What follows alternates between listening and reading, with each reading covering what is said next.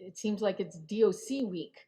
And today might be their lucky day, as Committee Chair on Public Safety Senator Pito Terlahi says DOC just might get what they want when it comes to reopening a commissary on the Mangilao compound. Most people that I've talked to are in support of this particular bill, not only because it would create some kind of funding for the needs of DOC, but most importantly, and you had mentioned that it would restrict, the influx of narcotics into the Department of Correction. The Department of Corrections first had a commissary for inmates back in 1993, but it was shut down in 2015. Due to several issues with the vendor and other legal concerns, DOCs closed the commissary and reverted back to allowing family members to drop off incoming on a weekly basis. According to Major Anton Uggan, this incoming process is labor intensive and opens a door to allowing contraband to enter the prison.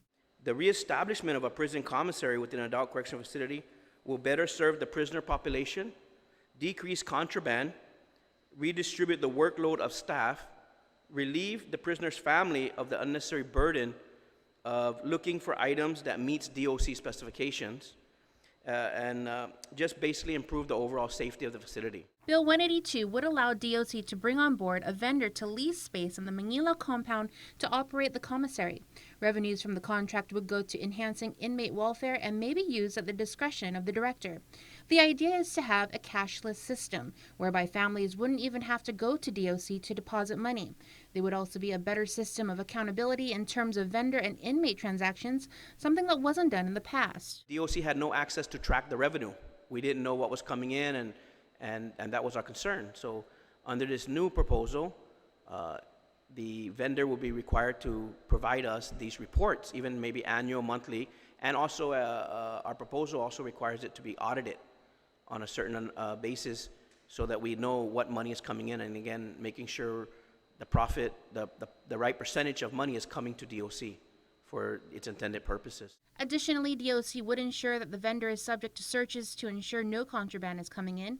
At the end of the day, the agency believes it not only would help relieve the stresses on manpower, but closing the door to contraband. My main thing is just to slow the contraband and to decrease the workload of my visitation officers. Senator Pito Terlahi plans to include provisions that would require DOC to provide financial tracking reports as an added measure for accountability. Reporting for Guam's News Network, I'm Jonah Charfris.